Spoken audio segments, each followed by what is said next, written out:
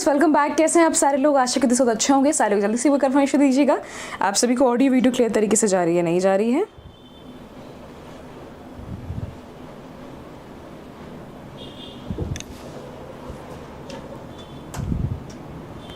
मुझे डिफरेंट लोगों की क्लासेस दिख रही हैं। चलो ठीक है। Good evening, good evening, good evening. Both audio video clear guys. Welcome to the class. मैं हूं आपके अपने एजुकेटर एडवोकेट देवव्रत त्रिपाठी आप सभी के सामने। इसके साथ ही अभी आप लोग की सेल चल रही है। अब देखो यहाँ पे हम लोग बार बार क्यों प्रमोट कर रहे हैं किसी भी चीज़ को। अगर आपकी सेल आ रही है तो वो इसलिए कि ताकि जिन लोगों ने अपना बैच अभी तक नहीं लिया है वो अपना बैच ले ले।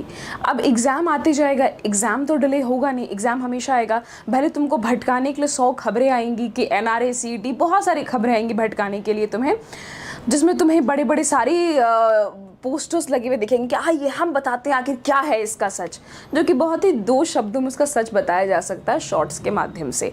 लेकिन हम नोटिफिकेशन लगाएंगे, आइए बताते हैं क्या है इसके पीछे का सच, आइए बताते हैं हम आपको, ये नहीं होगा, ये एग्ज़ाम नहीं होगा, वो एग्ज़ाम नहीं होगा, ऐसा नहीं होगा। बेटा देखो, तुम्हारा टाइम यही करने में निकल जाएगा और जब असल में एग्ज़ाम का टाइम आ जाएगा तुम बोलोगे जा ये तो एग्ज़ाम होने ही नहीं वाला था, ये कैसे हो गया। तो एग्जामिनेशन में जिन लोगों ने तैयारी करी थी वो लोग जो है उनका फिर सही से हो जाना है, ठीक है। तो उन चीज़ों को इग्नोर कीजिए। स्टेनोग्राफर का बैच आप लोग के लिए अभी लाइव चल रहा है। अब इसमें आपको स्टार्टिंग से लेकर एंड तक सारी क्लास आपको इसमें मिल जाएंगी। कूपन कोड यूज़ करना है दिव्या का। सबसे अच्छी चीज़ क्या है पता है कि सुपर पैक सबसे ज़्यादा अफोर्डेबल। अगर मैं बोलूँगी, मैं कभी सजेस्ट नहीं करूँगी तुम्हें कोई particular batch low. The reason why, एक पर्टिकुलर अगर तुम बैच लेने जाओगे तो तुम्हें 500 550 का पड़ जाएगा ऑफर में। यही चीज़ अगर आप सुपर पैक अगर आप लेते हैं तो सुपर पैक में 1113 रुपये में कंप्लीट बैचेस जो हैं आप लोग को मिल जाते हैं। कंप्लीट तरीके से सारी चीज़ें जो हैं आप लोग को यहाँ पे मिल जाती हैं। मतलब कोई भी 6-5 करने की ज़रूरत नहीं है कि अरे मैम 200 इधर 300 इधर, है ना। यस, चलिए done. Divya coupon code use करना है। वैसे ही दिल्ली पुलिस का ही बैच आप लोग लाया हुआ है, तो ये सारे बैचेस की आपको डिटेल मिल जा रही है कि अगर आप कोई सिंगल बैच ले रहे हो तो क्या प्राइसेस पड़ रहे हैं आप लोगों के, इस तरीके से। डन, चलिए आगे बढ़ते हैं। सेल ख़त्म हो जाएगा, एंड हो जाएगा, चूँकि आज आपका स्टार्ट हुआ है, कल परसों तक एंड हो जाएगा आपका सेल। आइए आते हैं अपने आज के सबसे पहले सवाल की तरफ। कैसे हो सारे लोग? अब बताओ, मेरी बातचीत थोड़ी खत्म हो गई, लंबी चली गई। अब बताओ कि सारे लोग कैसे हैं।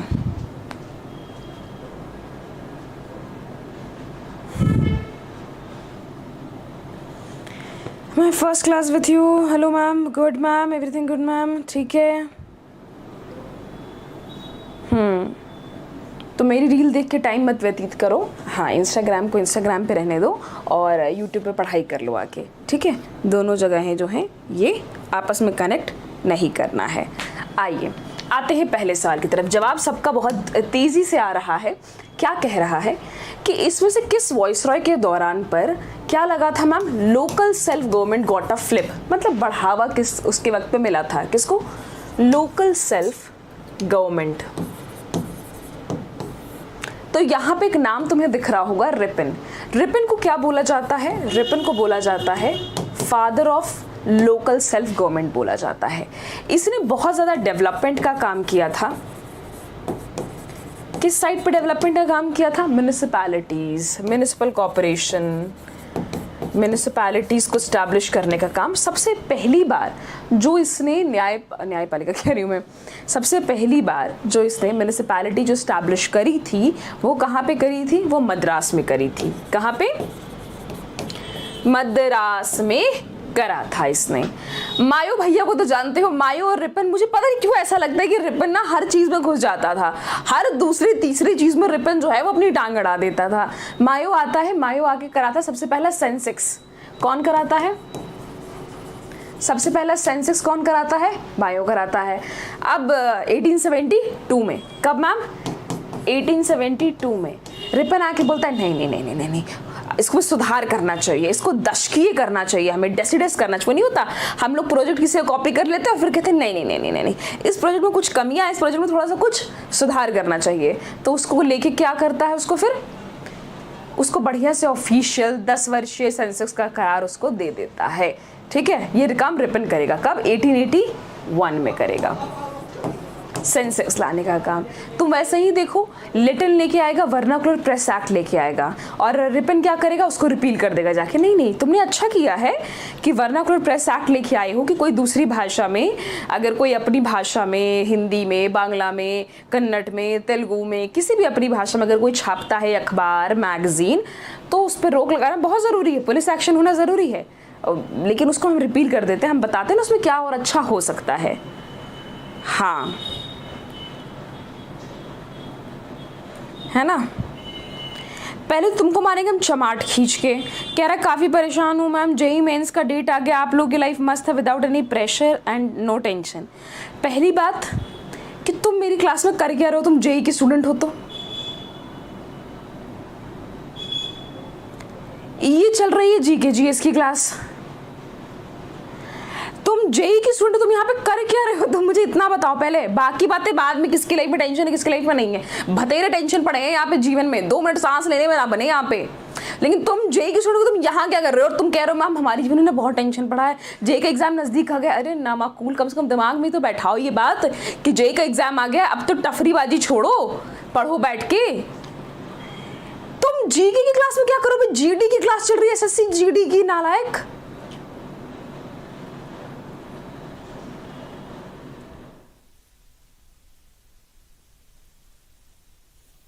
और क्या कह रहा है कि मैम काफी परेशान हूँ मैम, है ना, वो पूरा लाउड स्पीकर लगा लगा के सुना रहा है इमोजी डाल के।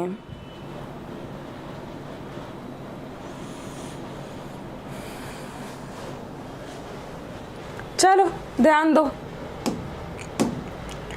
एस्थेटिक सोसाइटी लाया रखा गया था बंगाल में। क्या कहा मैंने, एस्थेटिक सोसाइटी बंगाल में किसने फॉर्म करी थी, मुझे बताना। ये एस्थेटिक सोसाइटी जो बंगाल में थी, ये एस्थेटिक सोसाइटी बंगाल में कहाँ पे थी, कलकत्ता में थी या किसी और जगह में इस्टेब्लिश कर गया था।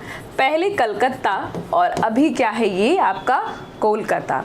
हम बात कर रहे हैं विलियम जोनस के बारे में। अच्छा, आपका जो सुप्रीम कोर्ट था ना जो पहले, वो सुप्रीम कोर्ट आपका पहले कहाँ पे था, ध्यान दीजिएगा, आपका पहले सुप्रीम कोर्ट था कलकत्ता में। अब वहीं पे जज वज है ना, जज आएंगे, मुलाजिम आएंगे, तो वो यहीं आके रहते थे। तो बोला गया चलो कि एस्थेटिक सोसाइटी फॉर्म कर लेते हैं, लाइब्रेरी फॉर्म करेंगे, मैन्युस्क्रिप्ट्स रखेंगे, उपनिषादों रखेंगे, है ना, बहुत सारी चीज़ों को हम लोग उसमें मेंशन करके रखेंगे। किस वर्ष में British India association of Calcutta की स्थापना करी गई थी, और स्थापना होने के 1 साल बाद इसका नाम भी बदल गया था।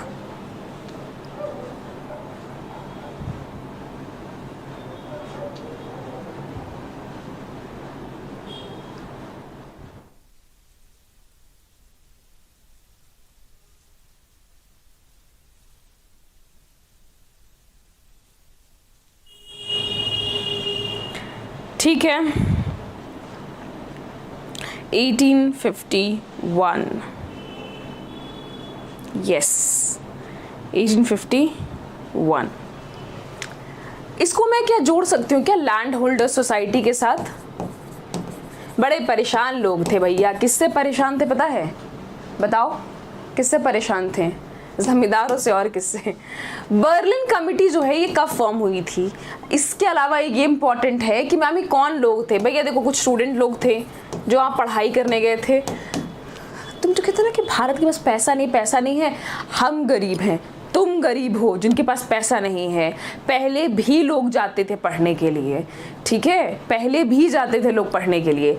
मैंने कॉलेज पास आउट किया, मुझे जाना था मास्टर्स करने यूएसए, सब कुछ हो गया। वहाँ से क्या आता है, लॉकडाउन लग चुका है, तो सारे कॉलेजेस को बंद किया जा रहा है। No Indians are allowed in our university for the next, जो उनका अनाउंसमेंट होना था तब तक के लिए फर्स्ट वेव आ चुका था, क्योंकि तब तक तो हम लोग गरीब है, फिर मौका मिला ही नहीं, है ना। फिर काम काम काम काम काम, लेकिन जब लत लग जाती है ना काम करते रहने की, तो फिर मन नहीं लगता कि अरे यार अब कौन जाएगा, फिर सब कुछ छोड़ के, पूरी दुनिया संसार छोड़ के फिर आएगा। तो हम और तुम गरीब लोग पहले भी पढ़ने जाते थे, देखो बर्लिन पढ़ने जाते थे, है ना, काम करने जाते थे, और उसके बाद वहाँ पे जाके सोसाइटी फॉर्म कर लेते थे।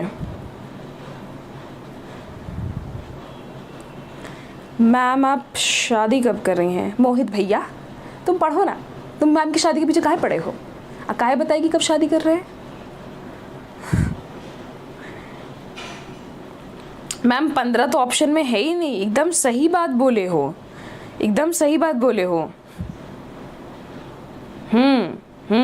हम बताते हैं तुम लोगों ने कैसे सोचा है। 1914 में ये फॉर्म हो जाएगा, ठीक है, कहाँ पे, जर्मनी में फॉर्म हो जाएगा। 1915 में ये ऑफिशियली तुम्हारा आ जाएगा। क्या बोले मैम, बर्लिन कमेटी, जो कि बाद में 1915 के बाद किस नाम से जाना जाएगा, इंडिपेंडेंस कमेटी के नाम से जाना जाएगा। ये ऑर्गेनाइज हो जाएगा जर्मनी में 1914 के दौरान पे, जब तुम्हारा वर्ल्ड वॉर फर्स्ट चल रहा था। तो जामिनी रॉय का नाम आप सभी ने सुना होगा। किस क्षेत्र से जुड़ा हुआ है इनका नाम, पेंटिंग से जुड़ा हुआ है। पद्म भूषण 1954। इनमें से कौन सा एक काम है जो कि रविंद्रनाथ टैगोर के द्वारा तो नहीं किया गया है? चलिए बताइए जल्दी से।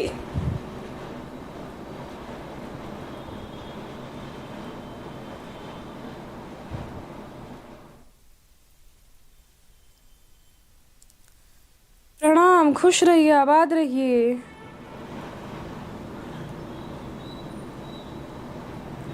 ठीक है, ऑप्शन सी होगा मैम, कपिला कुंडला। कपिला कुंडला, सबको जब कपिला कुंडला है। आइए, क्या था मैम ये?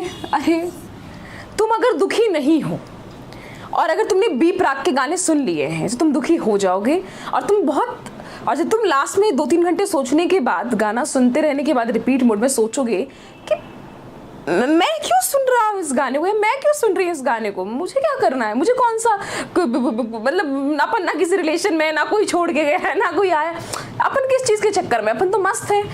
तो याद आएगा तुम्हें कि हम लोग जनरली सैड उन बातों को लेके होते जो बातें एग्जिस्ट कर ही नहीं रही होती है। कई बातें हमारे माइंड में होती है। तो ये भी वैसा ही है, ये एक लव स्टोरी था। बांग्लादेशी আমি তোমাকেই ভালোবাসি, बकीम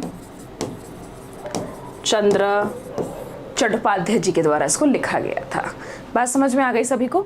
यस, हम उसी बकीम चंद्र चट्टोपाध्याय जी के बारे में बात कर रहे हैं जिन्होंने आपका राष्ट्रगान लिखा था, यानी कि आपका नेशनल सॉन्ग लिखा था। यार गान क्यों कह रही हूँ मैं, दिमाग खराब हो गया। तुम लोग कहते हैं ना संगत से गुण होता है, संगत से गुण जात, ये तुम्हारे साथ का असर है। सुनो, नेशनल सॉन्ग, नेशनल सॉन्ग है ना, वंदे मातरम। किस भाषा में लिखा था मैम? संस्कृत में लिखा था। किस में लिखा गया था मैम? संस्कृत में। राष्ट्रीय गान क्या हो जाएगा? That will be national anthem. Done. ये डायलॉग मेरे पापा मारा करते थे। पापा हमेशा दोस्त जब आते थे ना तो दोस्तों के सामने ऐसे ही बोल दिया करते थे, बेटा तुम्हारा जेई निकल गया। अगर कह रहे मैम बी प्राक के सॉन्ग से मुझे रिलीफ मिलता है, काहे का रिलीफ मिलता है? बाल अभी तक तो ठीक करना आया नहीं है तुमको कि बाल कैसे काटे, बाल आता नहीं है जाना, और हमको बी प्राक के गाने से रिलीफ मिलता है। ढंग से शर्ट पहन नहीं सकते हैं और हमको हमको जेल लगाना बाल में अभी तक गया नहीं है आदत, और बी प्राक के गाने से रिलीफ मिलता है इनको। बड़ा अलग ही यहाँ सिचुएशन चलता है। ध्यान दो भैया, साउथ, नॉर्थ और साउथ ब्लॉक जो है किसका? दिल्ली सेक्रेटेरिएट का। इसको किसने मैम डिजाइन किया था? आर्किटेक्ट कौन था? चलो हेrbert बेकर साहब को इसका सम्मान देते हैं। और लुटियन साहब तो तुम लोग जानते हो, मेरा दिल लुट गया, इन्होंने दिल्ली को डिजाइन, स्पेशली आपका दिल्ली का जो वॉइस रॉय भवन था, जिसे आज आप किस नाम से जानते हैं? राष्ट्रपति भवन के नाम से जानते हैं। इसी वॉइस रॉय को 1950 में चेंज करके राष्ट्रपति भवन कर दिया गया। ये किसके द्वारा? एडवर्ड ल्यूटन्स के द्वारा डिजाइन किया गया था। डन। अगला, हमसा दमयंती एक मास्टरपीस है और ये पेंट किया गया था किसके द्वारा? हंस दमयंती। इसका जवाब आपकी स्क्रीन पे आप लोगों को साफ साफ दिख रहा है, जल्दी से बताओ। एक सेकेंड।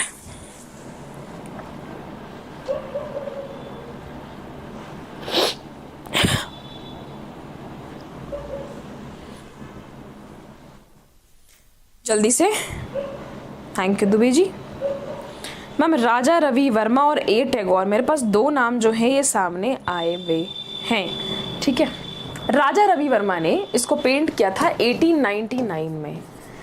अच्छा, ये जो आज आपके भगवान हैं हमारे जो भगवान हैं इनकी पेंटिंग किसने बनाई थी? सबसे पहली बार मूर्ति किसने बनाई थी भगवान की, कि हमारी भगवान, हमारी माता कैसी है ना हमारे, तो ये सबसे पहली पेंटिंग जो कह लो किसने बनाई थी? कमेंट बॉक्स में, या मूर्ति कह लो।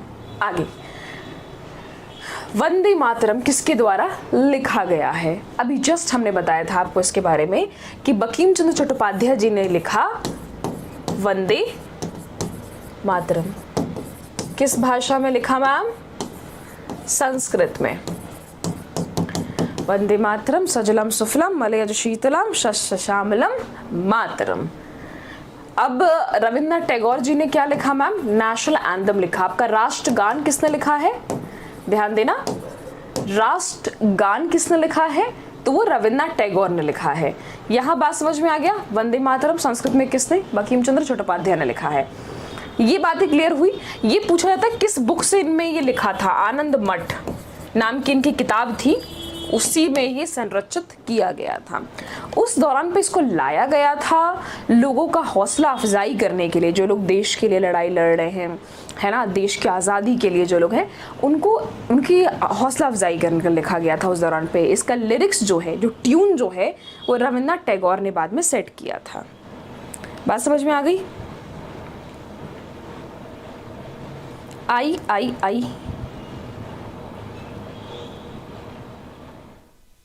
कांग्रेचुलेशंस, एग्जाम में हो गया मैम, एग्जाम में हो गया, ठीक है, okay ma'am.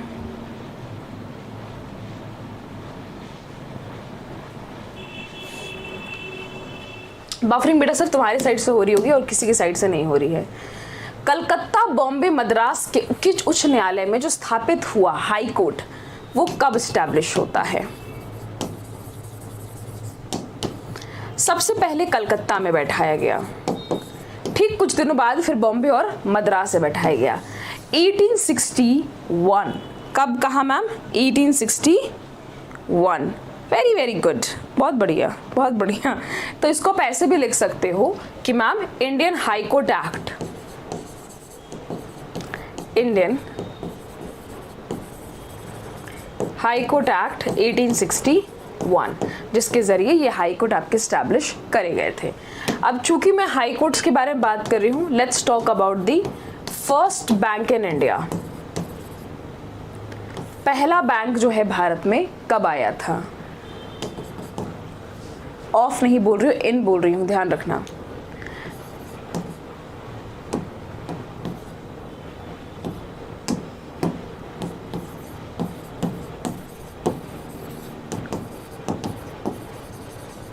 Bank of Hindustan पहला, और ठीक उसके बाद जनरल बैंक।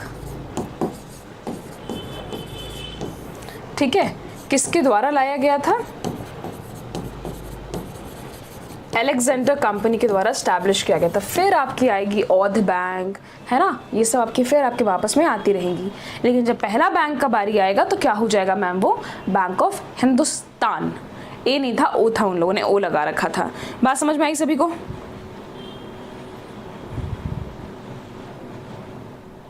डन।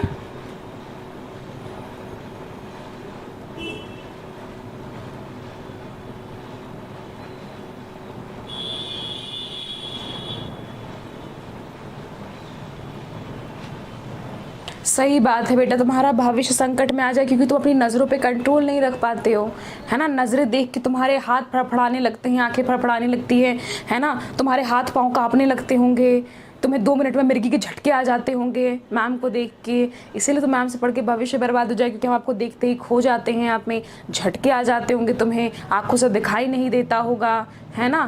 तुम ज़मीन पे पकड़ के वो मिर्गी के दौरे आने लगते होंगे, तुम लोग को कहाँ से पढ़ पाओगे उसके बाद। आहा, इलाज कराने की ज़रूरत है, कैसे पढ़ पाएंगे बेचारे बच्चे। इकलौता एक आध 2 लोग हैं जो उनके साथ ऐसा थोड़ा बहुत दिक्कत कभी कभी हो जाता होगा, है ना। I can understand, don't worry. अब सुनो ध्यान से, अंग्रेजों ने भारत में अंग्रेजी को शिक्षा का माध्यम कब बनाया?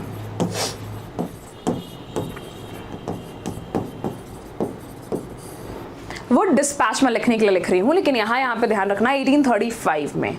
क्या बोला कि भैया जो इंस्ट्रक्शन देने का माध्यम होगा स्कूलों में, कॉलेजों में, कॉलेजेस में जो इंस्ट्रक्शन देने का जो माध्यम होगा वो आपका क्या होगा, वो होना चाहिए आपका अंग्रेजी। धीरे धीरे इनका एक ही मकसद था कि you walk in English, you talk in English, है ना, यू थिंक इन इंग्लिश, हर एक चीज़। बस आप ब्लड में और कलर में आप इंडियन रह जाएंगे, बाकी हम आपको कंप्लीट तरीके से चेंज कर देंगे, है ना।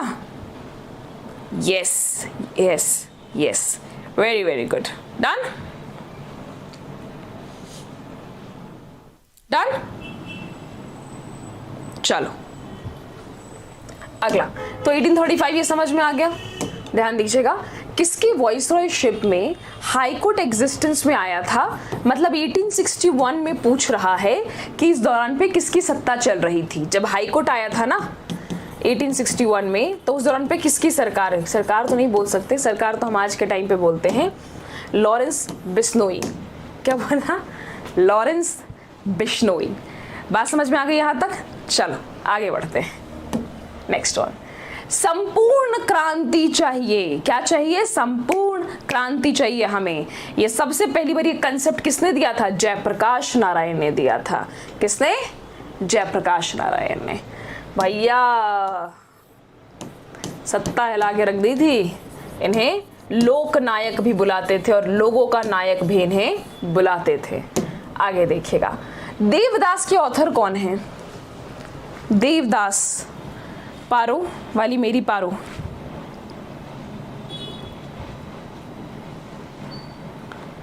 ठीक है, जल्दी से।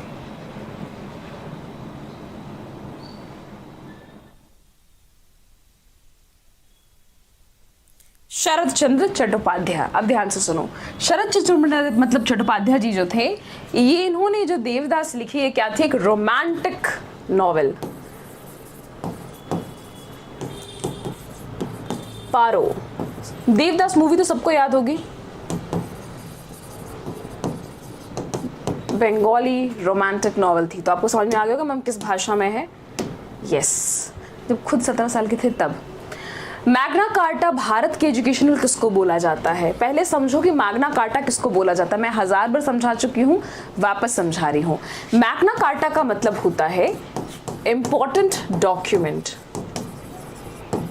तो इन्होंने इसको भारत का मैग्ना कार्टा बुला दिया, किसको, वुड डिस्पैच एक्ट को बुला दिया। अभी जस्ट मैंने आप लोगों को पढ़ाया था वुड डिस्पैच एक्ट, जिसमें कह तो रहे हैं कि ये हमें एजुकेशनल लिबर्टी देंगे, but in a simple term वो अंग्रेजी में हमें शिक्षित करना चाहते थे, अपने लिए यहाँ पे सहूलियत रखना चाहते थे। आगे ध्यान दीजिएगा, नाइटिंगेल ऑफ इंडिया किससे बुलाते हैं, फटाफट तरीके से। Nightingale of India Sarojini Naidu, है ना। ये टाइटल किसने दिया था, महात्मा गांधी ने दिया था।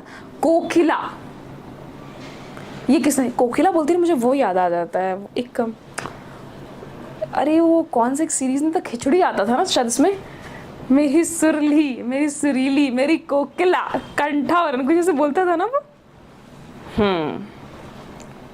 Sarojini Naidu ji, done, okay, clear. अगला ध्यान दीजिएगा, अगले सवाल की तरफ। क्या कह रहा मैम अगला, गुड वॉइसरॉय ऑफ इंडिया के नाम से किसको जाना जाता है,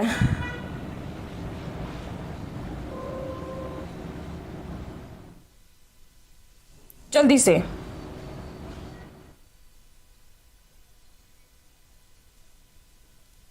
ma'am ma'am ma'am ma'am Ripon Ripon Ripon. मैंने आप लोगों को पहले ही बताया कि इसको सबसे अच्छा, पता नहीं इसको वॉइस रॉय क्यों बुलाते हैं, इसको सबसे अच्छा वॉइस रॉय बोलते थे, इसको बेस्ट। हम किसके बारे में बात कर रहे हैं, रिपन के बारे में बात कर रहे हैं। इससे गुड वॉइस रॉय बोला गया, इसकी नीतियों के कारण बोला गया। जैसे स्पेशली लोकल सेल्फ गवर्नमेंट जो ये लेके आया था ना, इसको इन लोगों ने बहुत ज़्यादा प्रोत्साहन दिया कि भैया बहुत अच्छा काम किया, बहुत अच्छा काम किया उसने। इनमें से कौन सा जो है करेक्टली मैच नहीं है, ध्यान देखिए दीजिएगा।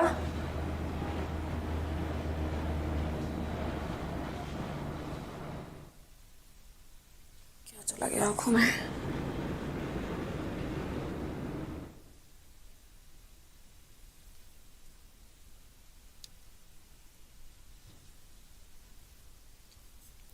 चलिए जवाब आ गया।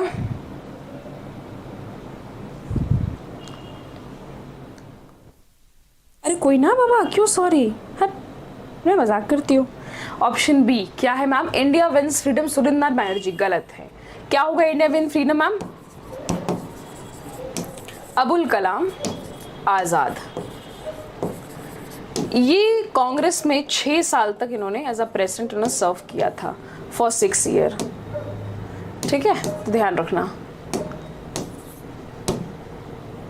नेक्स्ट वन, टीचर्स डे जो आप सेलिब्रेट करते हैं किसके लिए? एस राधा कृष्णन जी।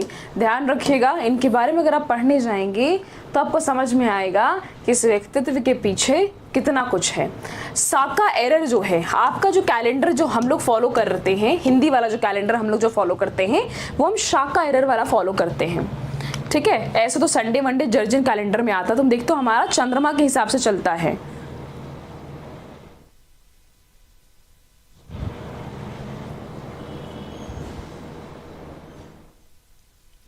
Nineteen fifty seven.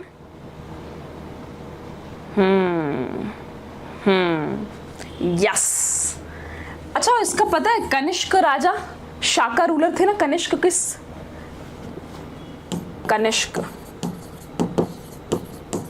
कौन थे? साका रूलर। इन्हीं के टाइम पीरियड से हम लोग अपना शाका कैलेंडर जो है वो फॉर्मुलेट करके चलाते हैं, इन्हीं के टाइम पीरियड से। शाका रूलर कनिष्क। बात समझ में आई?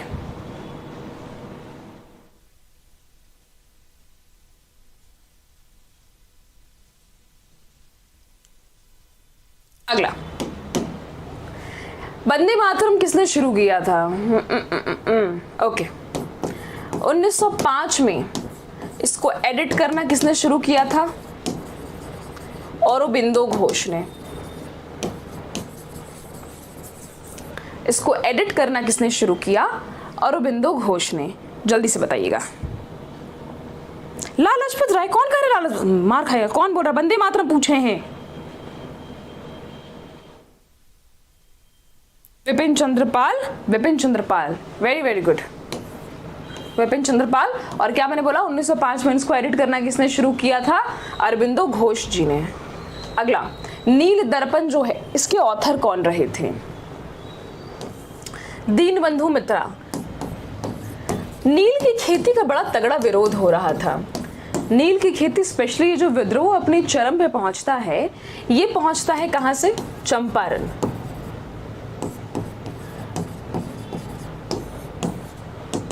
जब गांधी जी का पहला सत्याग्रह होगा, जहां पे क्या चल रही थी? तिनकठिया प्रणाली चल रही थी। 3/20 वाले हिस्से पे आपकी क्या होगी? नील की खेती होगी। और नील की खेती में ऑटोमेटिकली क्या हो जाता था कि उनका लैंड बंजर हो जाता था। डन? बात समझ में आ गई? अगले सवाल पे आएगा। वर्नाकुलर प्रेस एक्ट किसके द्वारा लाया गया था? हमने आपको पहले ही बताया है कि वर्नाकुलर प्रेस एक्ट होता क्या है। आपकी जो स्थानीय भाषा है, बोला गया कि रोक लगा दी, एक तरीके से आप पैसा समझ लीजिए। मतलब मैगजीन अखबार जो आप छाप रहे थे ना अपनी स्थानीय भाषा में, बोला गया कि भैया सुनो, एक काम करो, तुम जब वो सब करोगे ना, छापोगे अपनी मैगजीन और जब अखबार अपनी भाषा में, तो तुम्हें पुलिस से वेरीफाई करना होगा। अब जाहिर सी बात है, पुलिस से वेरीफाई कराएंगे तो अपने खिलाफ थोड़ी ना छपने देंगे ये लोग, मतलब रोक ही लगा दी है। अच्छा, ये पूछा था इंट्रोडक्शन किसने किया, मतलब कौन लेके आया था वर्नाकुलर प्रेस एक्ट को। पूछे किसने रिपील किया, फिर इसमें सुधार किसने किया और ज्यादा चेंजेस किसने किया? तो रिपील करेगा रिपिन, लेके कौन आएगा? लिटिन। ये ध्यान रखना, पूछा है एग्जाम में आप लोगों से ऐसे घुमा के सवाल। हाँ जी बच्चा, आप ले सकते हैं ये क्लास दिल्ली पुलिस के लिए।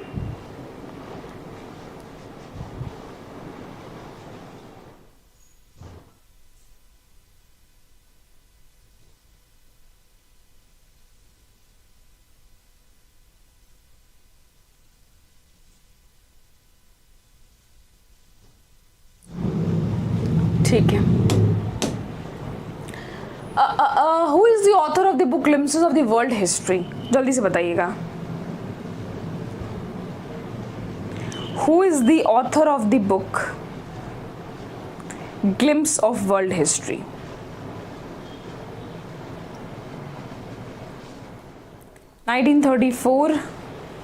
1934 में जवाहरलाल नेहरू। अगला, आज तक के इतिहास में नोबेल पुरस्कार से सम्मानित होने वाले एकमात्र व्यक्ति, किसमें पूछ रहा है? लिटरेचर में जो मिला है, आज तक में लिटरेचर में सिर्फ इन्हीं को मिला हुआ था। हम बात करें रविन्द्रनाथ टैगोर के बारे में, 1913 में इनको सबसे पहली बार मिला था। ध्यान दीजिएगा। इंग्लैंड के प्राइम मिनिस्टर कौन थे जब भारत को इसकी आज़ादी मिली थी? अगर आपको याद हो ये नाम, क्लेमेंट एटली, जिन्होंने अनाउंस किया था कि हम भारत को 1948 तक हम भारत को क्या करेंगे? हम छोड़ के चले जाएंगे भारत को। यस, लेकिन 1947 में ही चले गए। चर्चिल भैया, वर्ल्ड वॉर के टाइम पे चर्चिल भैया थे, जानते हैं आप इनके किस्से। चर्चिल भैया कैसे शिप पे खड़े होकर डिस्कस कर रहे हैं चीज़ों को लेके, हम लोगों ने इंग्लिश की किताब में पढ़ा था बहुत ध्यान से।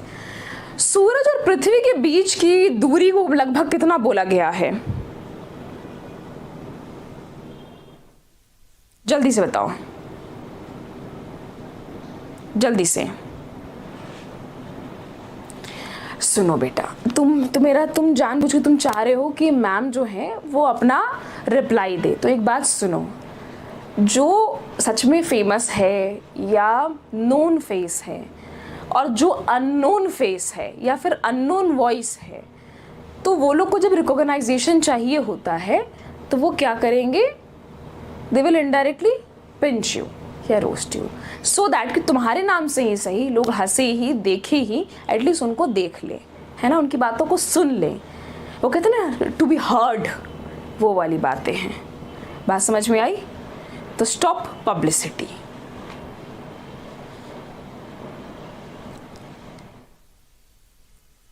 $150। यस, कितना बोले मैम? 150। हाँ जी, बहुत बढ़िया है। एवरेज टेम्परेचर कितना होगा सूरज का, जरा बताना तो। एवरेज टेम्परेचर कितना होगा? 6000, 60,000 हो गया, 6000 डिग्री सेल्सियस। आगे, अगर मैं जो अंतरिक्ष में दूरी मापने की इकाई क्या होनी चाहिए, जरा बताना मुझे फटाफट तरीके से।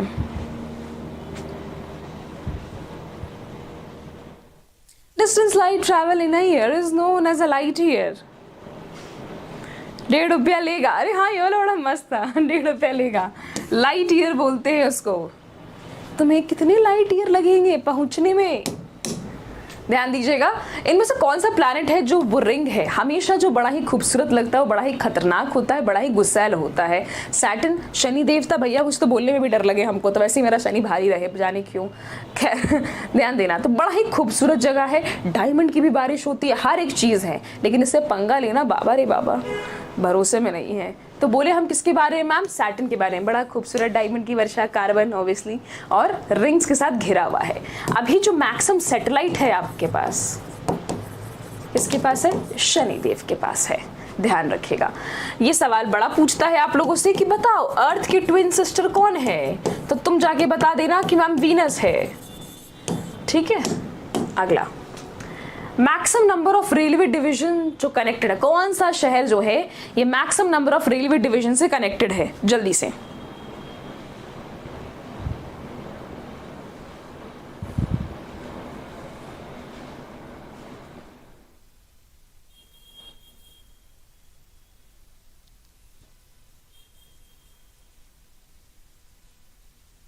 मुंबई, कोलकाता, मुंबई, कोलकाता।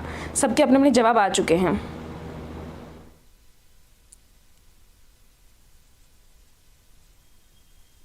आगे सबका जवाब डन। भारत में प्रेजेंटली कितने जोन हैं? 17 रेलवे जोन हैं। कितने रेलवे जोन हैं?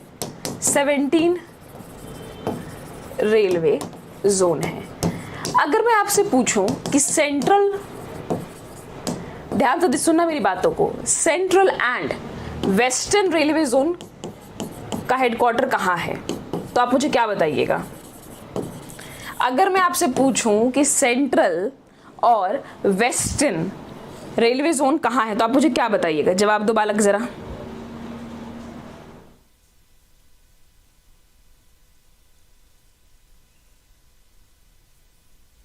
सोचो सोचो सोचो सोचो। मैम मुंबई, महाराष्ट्र। ठीक है, मुंबई महाराष्ट्र में है। साउथ के लिए मैम कौन सी जगह हो जाएगी, साउथ का हेडक्वार्टर कहाँ हो जाएगा? अभी ऑप्शन में से अगर देखें तो नॉर्थ का हेडक्वार्टर कहाँ हो जाएगा, नॉर्दर्न रेलवे का डिवीजन कहाँ हो जाएगा? तो इसका जवाब हो गया आपका मुंबई। अगले सवाल पे आते हैं। कौन सी कंट्री जो है जहां पे सबसे ज्यादा कॉफी का प्रोडक्शन होता है? आइए समझते हैं। कॉफी का प्रोडक्शन जो होता है वो सबसे ज्यादा टॉप पोजीशन पे है ब्राजील। G20 की अध्यक्षता, सॉरी G21 की अध्यक्षता अगली बार कौन करने वाला है बताओ? ब्राजील, जिसे लैंड ऑफ स्नेक्स बुलाते हैं। यार इसको लैंड ऑफ स्नेक्स किसको क्यों बुलाते हैं? हमारे रिश्तेदारों के घर को बुलाना चाहिए लैंड ऑफ स्नेक्स बुलाना चाहिए, कॉर्पोरेट ऑफिस को बुलाना चाहिए लैंड ऑफ स्नेक्स बुलाना चाहिए, है ना, ऑफिस ऑफ स्नेक्स बुलाना चाहिए। जो बिना डसे हुए तुमको डस रहा होता है पीछे पीछे बैठ के, रिश्तेदारों को बुलाना चाहिए, है ना? Don't you guys feel? तुम लोग जब आओगे ना जॉब वॉब में तो तुम लोग को समझ में आएगा। यस। अरे कनाडा से याद आया पवन, आज तुम लोगों ने कनाडा को नहीं मिलने वाला है। कनाडा से याद आया कि उन्होंने एलिगेशंस लगाए हैं भारत के ऊपर वो खालिस्तानी लीडर को किल करने के लिए। फिर क्या, फिर कुछ नहीं, उधर यूएसए हमारे को थोड़ा क्रिटिसाइज करने के मूड में था। यहाँ एस जयशंकर साहब ने कनाडा के डिप्लोमेट को बोला प्लीज़ अब भारत छोड़ के चले जाइए। और बहुत गुस्से में निकले कनाडा के डिप्लोमेट जो हमारे भारत में रह रहे थे, उनको बहुत गुस्से में निकले। वो रिपोर्टर उनके पास गए तो वैसे मुँह बना के दरवाज़ा बंद कर लिए, बेचारे अपने गुस्से को छुपा नहीं पाए। अभी तो बताएं 17 रेलवे जोन। ब्राजील हो गया, ये हो गया कि भैया सबसे ज्यादा कॉफी का उत्पादन कहाँ होता है। इंडिया में अगर पूछ लेगा कि इंडिया में कहाँ होता है कॉफी का सबसे ज्यादा उत्पादन, Karnataka. Done. Next one, where is the Indira Gandhi atomic research centre located? जल्दी बताइएगा। परमाणु अनुसंधान जो है ये कहाँ पे स्थित है?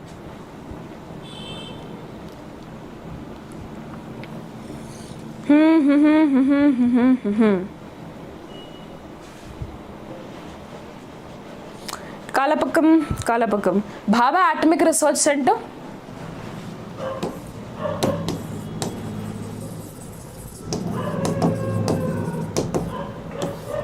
ठीक है, सबसे पहला कहाँ पे खुला था मैम? तारापुर में। तारापुर में क्या था मैम? पहला, फर्स्ट, ध्यान रखिएगा। डन। पोखरान हमने टेस्ट किया था 1974 और 1998 के दौरान पे।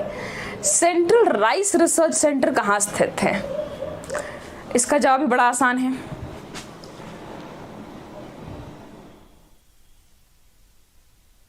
जल्दी से।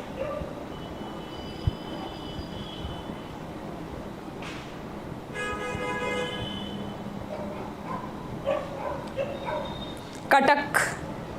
कटक, कटक किसके बारे में कहा मैम? कटक। कहाँ है कटक आपकी?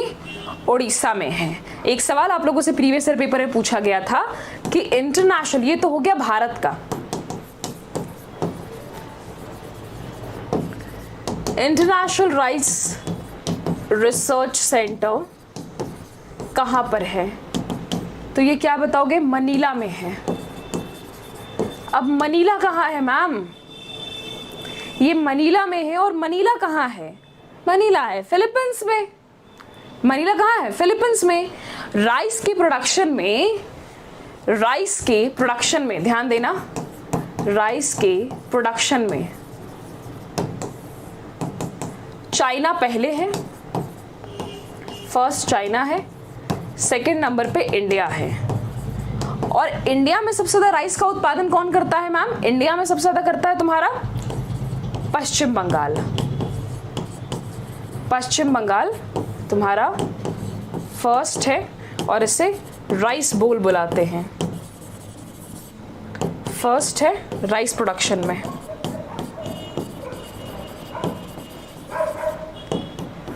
ये बात समझ में आई सभी को? हाँ या ना?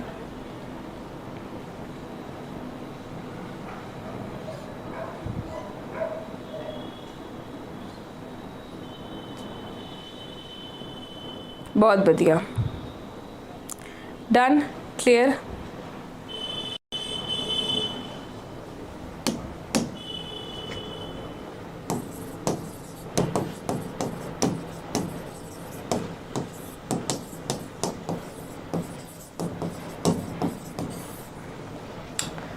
इतना जो मैंने यहाँ पर लिखा है इससे बहुत आसानी से आप लोग जवाब दे सकते हैं कि मैम मैं किसके बारे में बात कर रही हूँ, वेस्टर्न घाट से निकल रही है।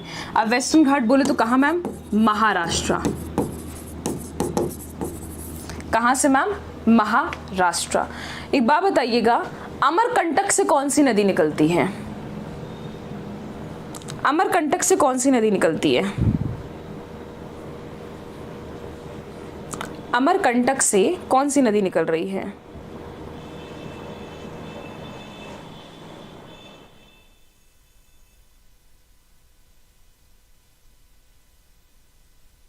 नर्मदा, नर्मदा, नर्मदा। कौन सा स्ट्रेट जो है ये पेनिनसुलर मलेशिया से और सुमात्रा आइलैंड इंडोनेशिया को जोड़ता है? ये तुम लोग को वैसा कुछ इतना तो नहीं पढ़ना था, ये प्रीवियस ईयर में आया था क्या ये वाला तुम्हारे लोग को? क्योंकि मल्लाक्का स्ट्रेट ये जनरली स्ट्रेट पीसेस वालों को पढ़ना होता है। इतना ज़्यादा स्ट्रेट्स, कितने टाइप के स्ट्रेट्स हैं और किन किन जगह को जोड़ रहे हैं, ध्यान दीजिएगा। माल्टा कहाँ पे स्थित है, जल्दी से बताइएगा फटाफट तरीके से।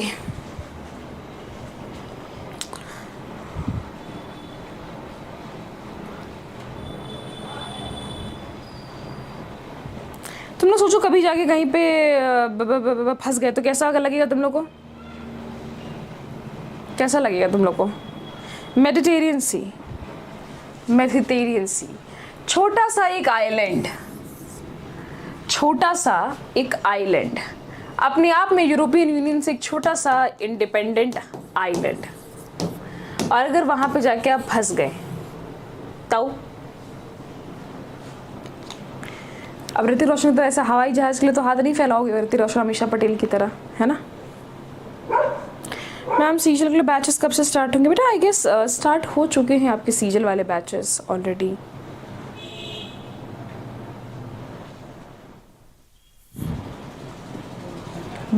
फंस गए ध्यान देना। मुझे बताओ कि in order of their distance from the sun which are the following planet are between Mars and Uranus. अब ध्यान से सुनो, मैंने सन से तुम्हारा डिस्टेंस ले के बारे में बोला है कि मार्स और यूरेनस के बीच में कौन सा पड़ता है? दोनों ताकतवर, दोनों जिसके पास, एक के पास पहले सबसे ज़्यादा सैटेलाइट हुआ करते थे, एक के पास अब सबसे ज़्यादा सैटेलाइट है। इतना हिंट काफ़ी है।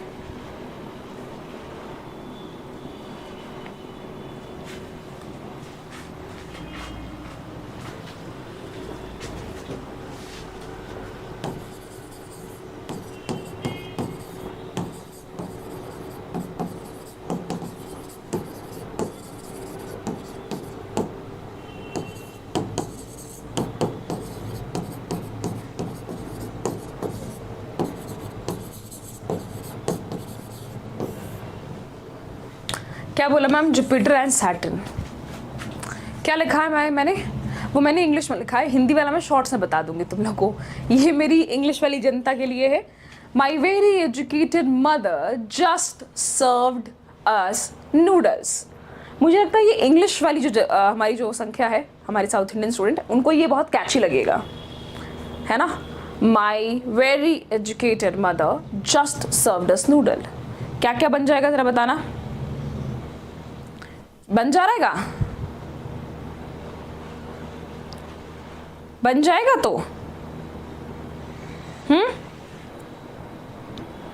बन जाएगा।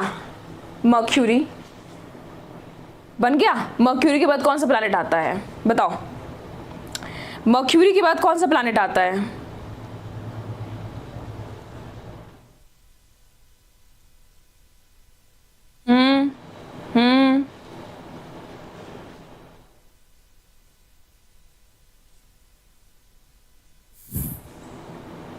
ठीक है, मर्क्यूरी के बाद वीनस, वीनस का फिर बहन हमारा अर्थ जहाँ पे हम रहते हैं, है ना। इस तरीके से तुम्हारा ये पूरा बन जाएगा। वैसे ये डाला हुआ है अर्थ से लेके मार्स से लेके जुपिटर से लेके सैटर्न, कौन किस किस जगह पे है, कौन किसके बाद है, उसका एक लाइन में बना हुआ है। सबसे नियरेस्ट कौन है इक्वेटर के। ये जगह जो है इसको तमिल्स ने बसाई थी। ये जगह जो सबसे नियरेस्ट है इसको बसाने वाले लोग थे तमिल, सिंह। आज यहाँ पे चाइनीज लोग की आबादी आपको बहुत ज़्यादा मिलेगी। जो चाइनीज लोग कभी यहाँ पे एज अ मजदूर बन के आए थे काम करने के लिए, उनकी आबादी आपको ज़्यादा मिलेगी। बहुत तगड़ा पर कैपिटा इनकम है, पासपोर्ट बहुत स्ट्रॉन्ग है इनका। ड्रग्स के मामले में सीधे गोली मारते हैं, क्राइम एकदम नहीं बर्दाश्त होता है। पुलिस कंट्रोल रूम हमेशा लगता है पता नहीं 24/7 कंट्रोल रूम की आंखें एकदम खुली रहती है। कहीं पे ज़रा सा कोई आदमी पानी में डूब जाए, कहीं पे कुछ हो जाए, थोड़ा सा अगर जरा सा बवाल कहीं हो गया, झगड़ा कहीं हो गया, पता नहीं 1 मिनट में कहाँ से पुलिस आ जाती समझ नहीं आता है। Yes, we are talking about Singapore. सिंह से बना है सिंगापुर।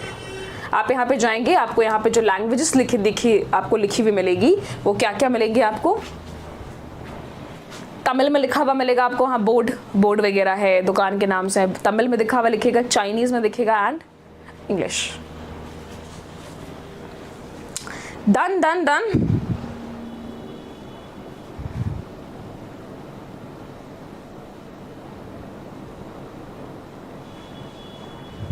बात समझ में आ रही है सभी को।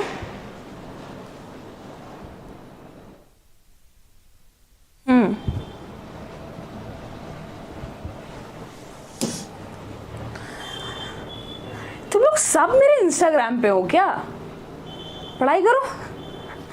सबको पता है इंस्टाग्राम में हम कौन से रील डाली, कौन से कलर के कपड़े पहने।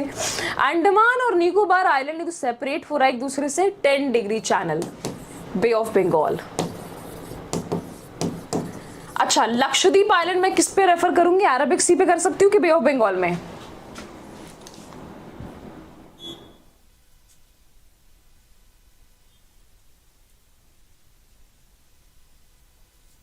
जल्दी बताओ।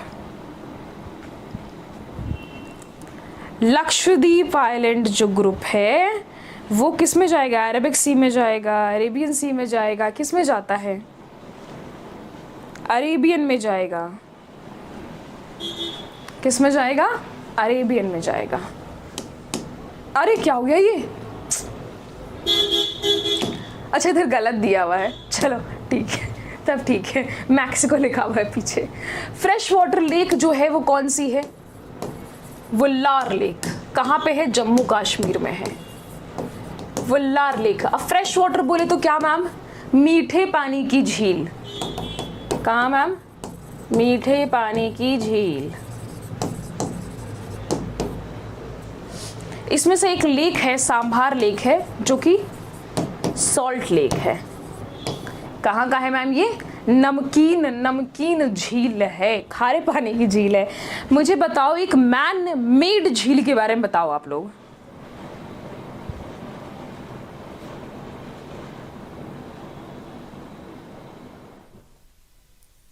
हाँ बेटा दिन भर पढ़ाई करो। हाँ दिन भर ही पढ़ाते हैं बेटा आजकल। बताओ जल्दी से। एक मैन मेड झील बताओ मुझे जो इंसानों के द्वारा बनाई गई हो। ऊनी ऊनी ऊनी क्या लिख रहे हो बेटा मयंक? नहीं समझ आ रहा है। डल थप्पड़ खाओगे खींच के?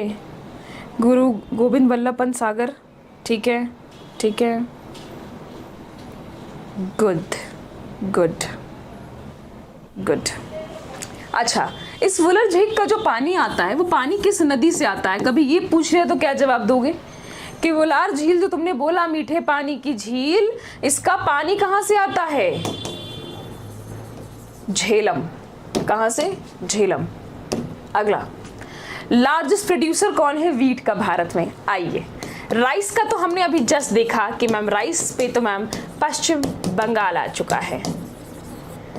वीट पे कौन सा होगा? उत्तर प्रदेश और पंजाब 50-50।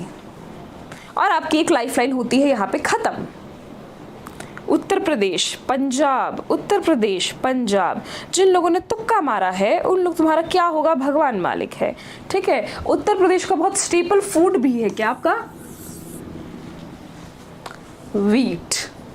ठीक है। तो मैम वीट में कौन है? गेहूं।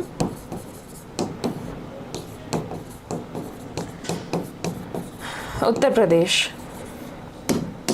अगला, बागेश्वर परियोजना मतलब प्रोजेक्ट जो है, ये परियोजना जो है आपको बताना है कि मैम ये कहां पे स्थित है, जल्दी से।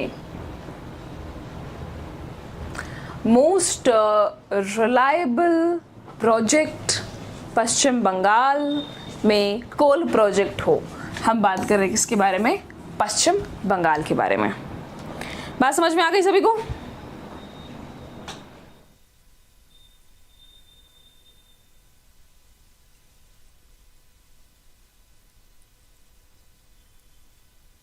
Done done done.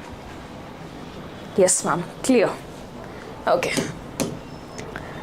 Shivpur national park जो है, ये शिवपुर नेशनल पार्क आपका कहां पे स्थित है? जल्दी से बता दीजिएगा।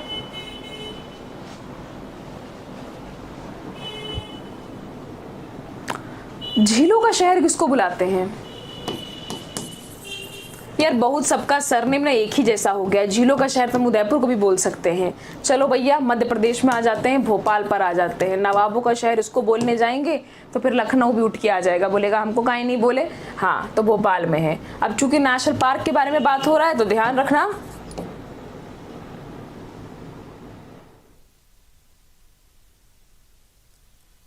ध्यान रखना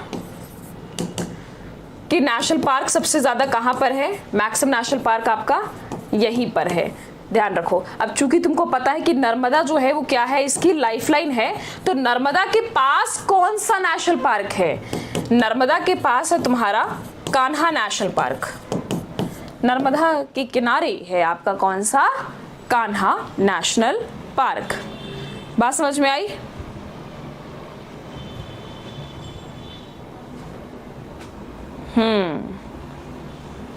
भोपाल में गई हूँ, बहुत बहुत सुंदर जगह है, बहुत बहुत बहुत सुंदर जगह है।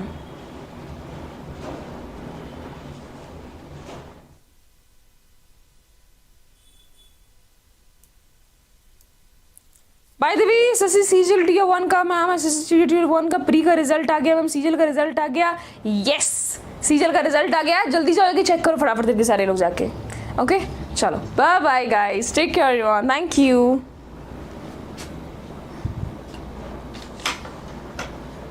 सबके दिख रहे हैं। 172 कट ऑफ गई है मैम, सच में 172 गई है कट ऑफ।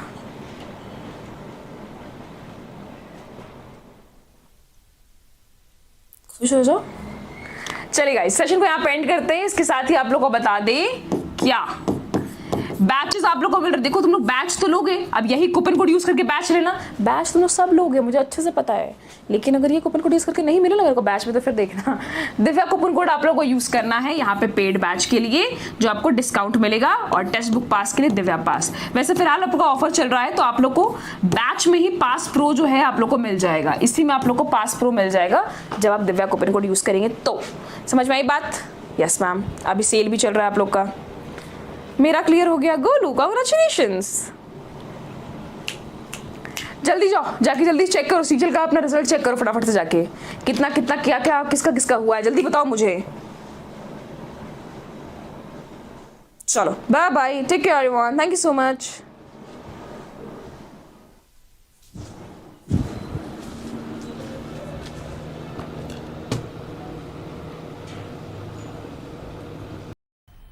मजा आया, और मैं ये जो मजा है